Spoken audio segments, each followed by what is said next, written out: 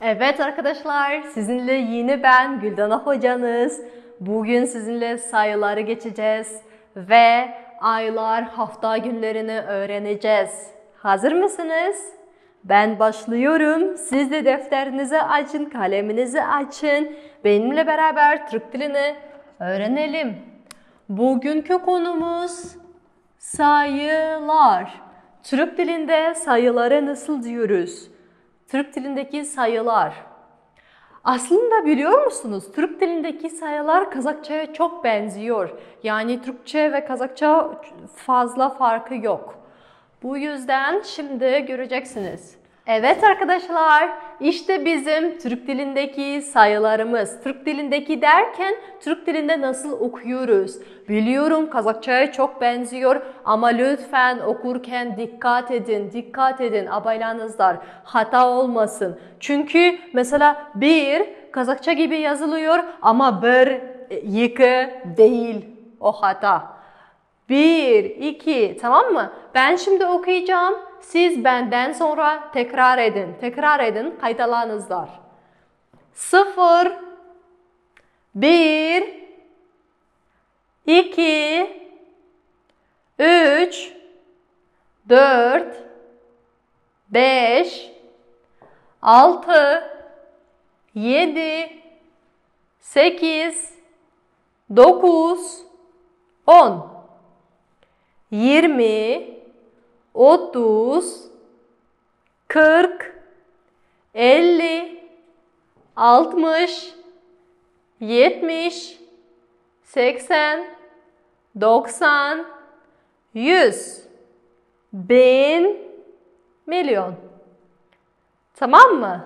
Şimdi ben size buraya sayıları yazmak istiyorum.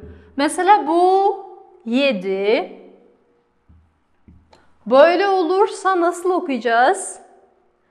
70 nerede? 77. Değil mi? Mesela bunu nasıl okuyoruz? 863. Tamam mı? Yani gerçekten Kazak diline çok benziyor. Onun gibi okuyoruz sadece Türkçe harflerle. Bunu şimdi siz okuyun. Nasıl okuyacağız? Bu sayıyı сан. Помним, да, то, что sayılar, это у нас на прошлом уроке мы проходили çoğul-lar, yani sandar. Bu sayıyı nasıl okuyoruz? Bir sayı. Bu sandı kalay okuyumuz. 274. Tamam mı? Evet arkadaşlar, sayılar bu kadar. Çok kolay değil mi? Ötüonay. Evde lütfen kendiniz pratik yapın. Үйде өзünüz praktik жасаңыздар, қайталаңыздар. Mesela benim gibi sayıları yazın ve onları Türkçe okuyun. Ve biliyor musunuz böyle bir hata var. Biz mesela bir şey okurken sayıları görüyorsak kendimize kolay olan dilde okuyoruz. Mesela Kazakça ya da Rusça değil mi? Bir нәрсе оқып жатқан кезде на автомате уже өзімізге ыңғайлы тілде оқып kete береміз.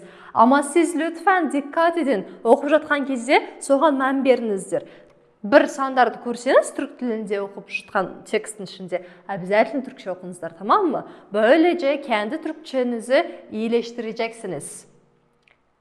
Tamam o zaman. Bakın buradaki bütün sayılar kaç sorusuna cevap veriyor. Kaç? Kança ya? Kança? 0, yani 0, 2. Mesela burada kaç kalem var? Burada kaç kalem var? Burada 3 kalem var. Yani kança kalem var? 3 kalem var. Осылай сұрақтарға cevap berеді. Şimdi sizinle başka bir soruya geçelim. Kaçıncı sorusu? Evet arkadaşlar, işte bugün sizinle kaç sorusuna nasıl cevap veriyoruz onu öğrendik. Yani Türk dilinde sayıları nasıl söylüyoruz, değil mi? Şimdi burada ikinci bir soru var. Kaçıncı? Нешінші? Ya. Kaçıncı sorusunu sorduğumuz zaman biz bütün sayılara, barlıq sandarga ıncı, inci, oncu, öncü жалғауларын қосамыз. Сөздің соңғы әрпіне байланысты, соңғы дауысты әрпіне байланысты жалғауларды жалғаймыз. Мысалға, bakın A, oluyorsa ıncı, I oluyorsa inci, U oluyorsa uncu, V, oluyorsa öncü. Ben burada mınalarda жақшаны aldım. Sebebi екі рет қайталанып жазбайды. Мысалға 6 дегенде соңғы дауысты дыбысы уже бар болғасын, біз оған тек қана дауыссыздан басталатын ынжы деген сөзді жалғауды жалғаймыз. Bakın 6. бірге жазылады. 1. I olduğu için I. 10. U. 3. Mesela 12. 12. деп айтуға қалай айтамыз? 12. Çünkü burada zaten son harfi I. Соңғы дауысты дыбысы I болғандықтан біз тек қана дауыссыздан басталып ынжы жалғауын жалғаймыз. Ya da 100. 100. 100. Sen мысалға нешінші орындасың? Ben 3. Mıdır yazdık ya? Ya da 1. Tamam, o zaman arkadaşlar bu kadar. Şimdi sizinle hafta günlerini geçeceğiz. Tadam! Bakın ben size ne hazırladım burada. Biz şimdi yılı, mevsimleri, ayları, hafta günleri geçiyoruz. Bakın yıl demek ki yıl. Sene, o da yıl. Это как лето и год diyeceğim. Çünkü mesela bazı öğrencilerim diyor ki sene diyor. Sene ne demek? Sene это то же самое, что и год. Yıl.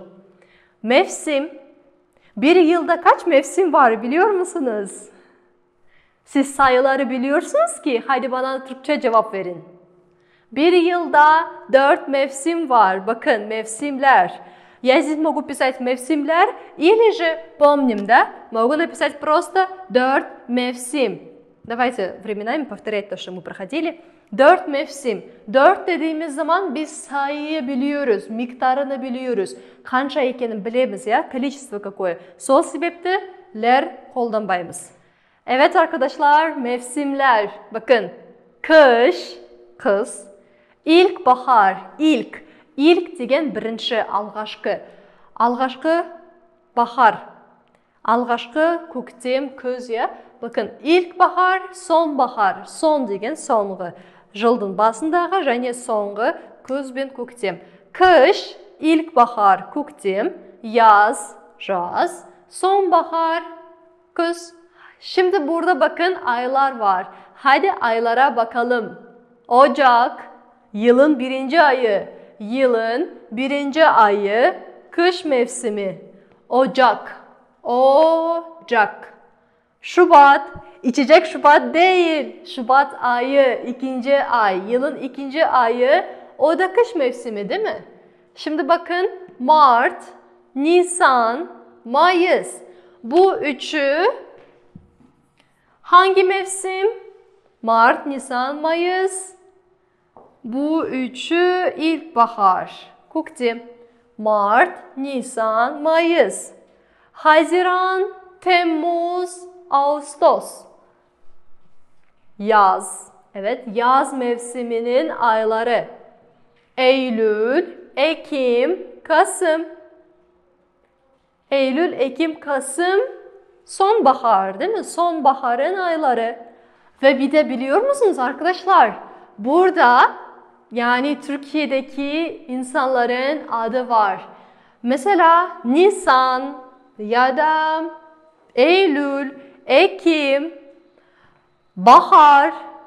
Yani çok değişik bir şey. Türkler çocuklarına bunun ayların, mevsimlerin adını koyuyorlar. Ve bir de onlarda yağmur gibi adlar var biliyor musunuz? Çok enteresan değil mi? Mesela benim adım Yağmur olsaydı, Yağmur degen жаңбыр.